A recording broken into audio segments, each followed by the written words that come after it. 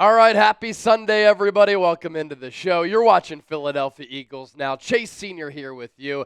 And coming up, we're going to take a look at the Eagles UDFA tracker and really break down all of the undrafted free agents who the Philadelphia Eagles signed following the 2025 NFL Draft. In case you missed it, late last night, following the culmination of the 2025 NFL Draft, I did put together my Eagles draft grades. It's up on the channel right now. That video is humming. Be sure to check it out.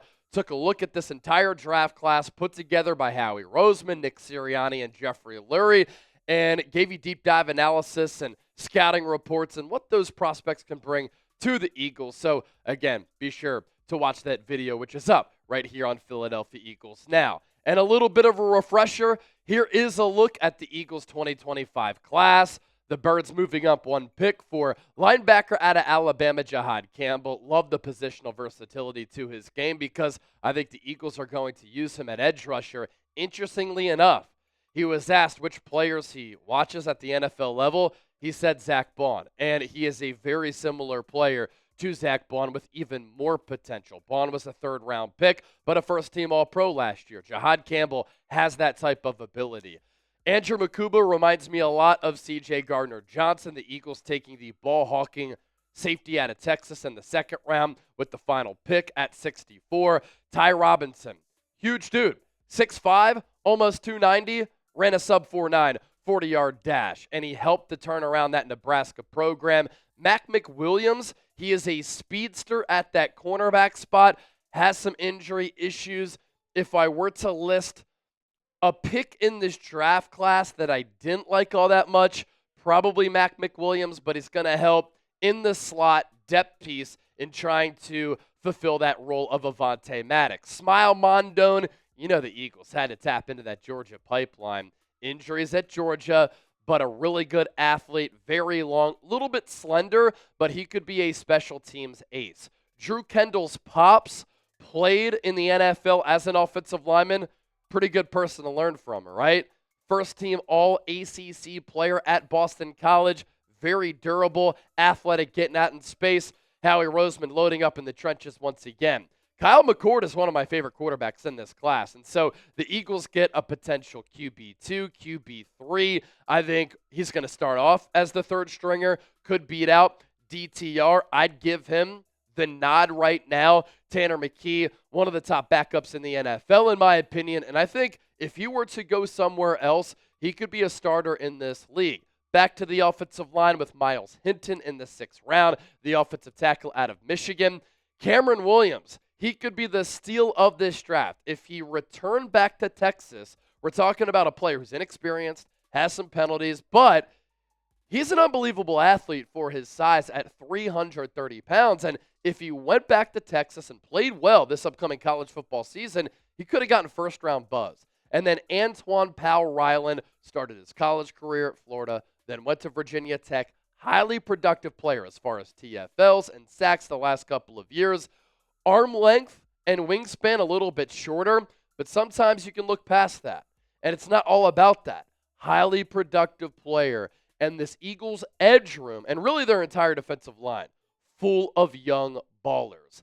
And now, let's take a look at the Philadelphia Eagles undrafted free agents. We start off with Taylor Morin, wide receiver and punt returner out of Wake Forest. He put together a really decorated career playing for the Demon Deacons in the ACC, and he ended up being one of the top players in that program's history. He is from Virginia. He was a redshirt senior, so a very experienced college player, 5'10 and an eighth, 186 pounds in 2024, 64 grabs, 756 yards, 2 touchdowns along a 51. Has some of that short area quickness that you'll see from him as a punt returner, and he's the all-time leading receiver at Wake Forest with nearly 3,000 yards. Notably, good punt returner who averaged 10.6 yards per punt return in his career with an impressive 17 yards per punt return on average on 14 returns in 2024. We know that the Eagles really value relative athletic scores. He had an 8.96 in the pre-draft process. little bit smaller of a player. That's why you see the red there. The 40-yard dash, not bad, a sub 4.5, but as a punt returner, you need to be able to make guys miss in some of those short windows. And so the 20-yard split, the 10-yard split, very good. And then he was elite in the shuttle and the 3-cone. The receiving production in his career, again, we mentioned the numbers here in 2024, 2023, 41 grabs, 617 yards, 15 yards per catch, and 2 touchdowns. His best touchdown season was in 2022. 47 catches, 575 yards, and 9 touchdowns. And then in 2020 and 2021, combining for 8 touchdowns and more than 1,000 combined yards. And then we go to Holland Pierce, an offensive lineman from Rutgers. I think at the NFL level, if it works out for him, he could have that offensive tackle, offensive guard versatility. He is a massive dude, 6'8", 341 pounds, and he has an 88-inch wingspan.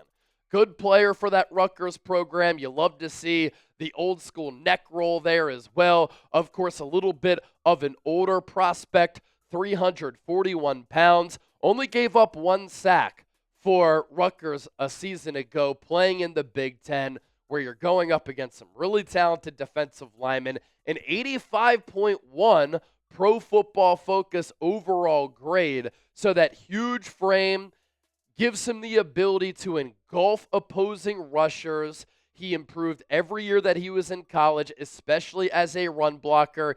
Definitely needs more power at that size, especially with his anchor, because at times he can get uprooted.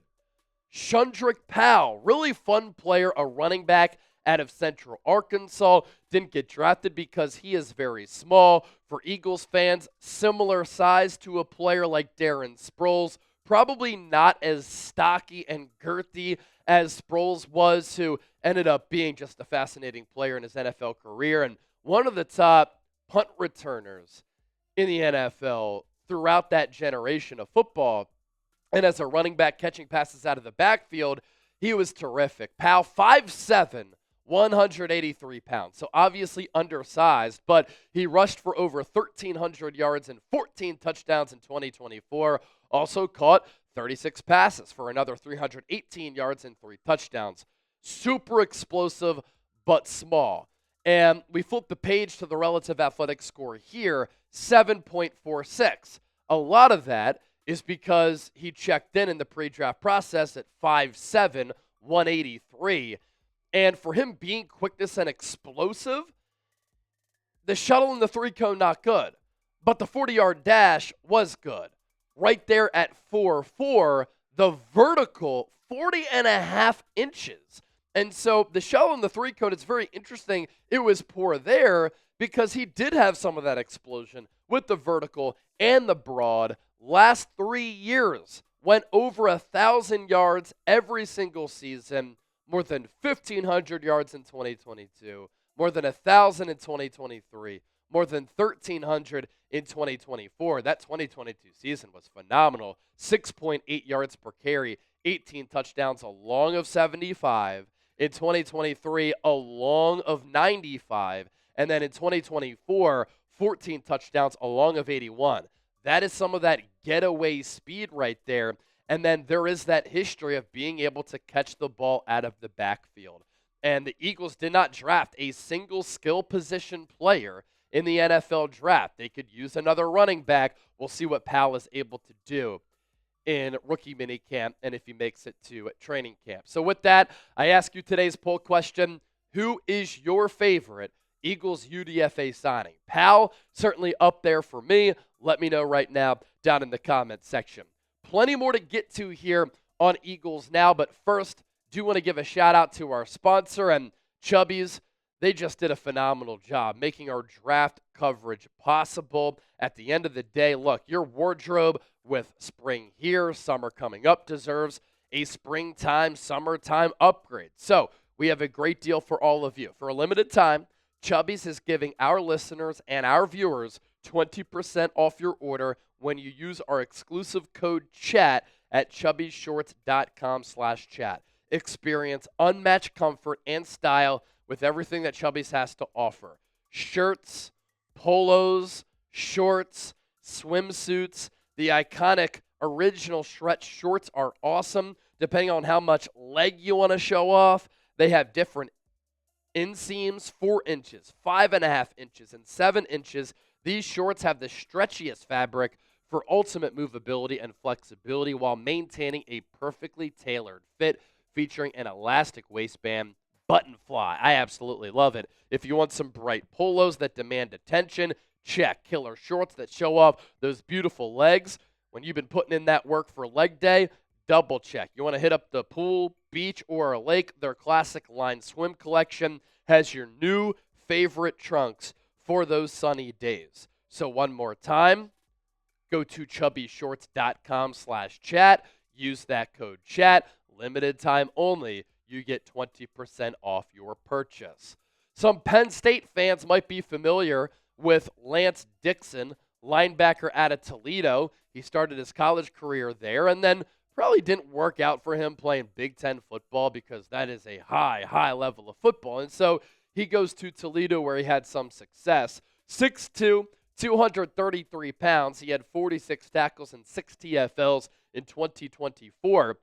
He also previously played at West Virginia. So West Virginia, Penn State, Toledo, few stops for him in his college career. Coming out of high school, he was a 4-star recruit. He is a linebacker who was a safety. So a converted safety to the linebacker spot. When he was coming out of high school, he ran like a 4.5, 40-yard dash and never was fully able to develop his athleticism from that point, kind of maxed out early in his athletic life. And the relative athletic score, only a 7.87. He is a little bit taller for a linebacker at 6'2", 224 pounds, 20 reps on the bench press at 225 pounds. The vertical, 33.5 inches, a good broad, a good 40. Everything else just okay. Arm length of 32.5 inches. And so, interesting player coming out of high school. Didn't work out for him at West Virginia and Penn State. 46 tackles, 6 TFLs, those 2 sacks, 2 forced fumbles this past year. So a knack for punching the ball out, and he's an older prospect, a 6th-year senior out of Oak Park, Michigan. Maxen Hook, safety out of Toledo. Keep in mind, a couple of Toledo players here who we're talking about on today's show. Nick Sirianni has a relationship with that program. More on that coming up. Hook, 6 foot, even, 201 pounds. He started 43 games at Toledo, so a very good player within that program. A 3-time All-MAC safety with 7 interceptions over his last 3 years. 23 years old as he embarks on his NFL life. Tackling machine in 2024. 107 tackles, 2 picks, 6 pass breakups. Hometown of New Palestine, Indiana. Of note, of course, Quinyon Mitchell, the first-round pick for the Eagles in the 2024 class, and one of the top corners in the game last year, went to Toledo. And Nick Sirianni has familiarity with that program. He is tight with Coach Jason Candle. Maxen Hook's relative athletic score from that strong safety spot, really just an okay athlete. Everything in the yellow, pretty much, which is okay to average. Slower player, just under a 4.6, 40-yard dash. The broad jump pretty good at more than 10 feet. To a higher level of football in the collegiate ranks, Brandon Johnson, a cornerback safety out of Oregon. Interested to see where the Eagles experiment with him. Good player under Dan Lanning, very small. And so he might be a slot corner at the next level. He can help you in nickel if he's able to make a roster, practice squad, 90-man. He started 8 games for the Ducks in 2024, 45 tackles, 4.5 TFLs. Previously played at Duke. So smart player, of course, smart guy. There are academic thresholds that you need to meet when you go to a program like Duke. Not a great athlete, a 6'5'7" relative athletic score, but he did run very well in the pre-draft, a 4.4 40-yard dash, but only 5'9", under 180 pounds, 11 reps at 225 on the bench, and he was just okay on the vertical and the broad. Montreal Johnson is a player who a lot of people are going to be intrigued by, running back out of Florida, very good high school player, and so pretty heavily recruited by a few programs nationally when he was coming out of the high school ranks. 6 foot, 212 pounds, so he certainly has some mass for him. He rushed for over 2,200 yards in his 3 seasons at Florida, averaged 5.5 yards per carry, some pass catching ability, caught 55 passes while at Florida, did miss some time in 2024 with a knee injury. Highly productive player who was a touchdown generating and touchdown scoring machine. He found the paint a lot. In 2022, 221 totes for 1,500 yards, 6.8 yards per carry, 18 touchdowns along a 75. 2023, 136 carries. Still over 1,000 yards, 7.5 yards per carry, 6 touchdowns along a 95. In 2024, over 163 carries, second most in his college career, 1,300 yards, 8.2 yards per carry playing in the SEC with 14 touchdowns along a 81. So he did break off some long runs, and then the pass catching resume certainly there. 24, 20, 36 catches his last 3 years, 242, a $111, 318 as far as the receiving yards with 4 receiving touchdowns. An early down runner with that compact build that I was talking about, pretty stocky, does not fear contact, fairly consistent with his running production. There wasn't a ton of pass game usage, does have some drop issues, but there's at least something to work off of there. Our draft expert, Tom Downey, listed him in a deep running back class as the 26th best running back in this 2025 draft, an overall player of 240, so a borderline 7th round player, maybe a UDFA. Excited to see what he's going to be able to do, that physical runner, and again, the Eagles could add another running back to their 53-man roster. We'll see what happens with A.J. Dillon with that neck injury, and as you know, I'm very high on Will Shipley. 3 rookie minicamp invites as well. BYU wide receiver Darius Lassiter, Houston tight end Maliq Carr, and UCLA linebacker Joseph Vaughn. We always like to inform you here on the show. Hopefully you come away from our shows becoming a little bit smarter and fulfilled with what we do here on Eagles Now. Our coverage does not stop. Thanks to everybody who tuned in throughout the last few days for the NFL Draft. We were live 6 hours day 1, 6 hours day 2, 7 to 8 hours day 3, and then we're back at it here Sunday for the UDFA tracker, and that's why you subscribe.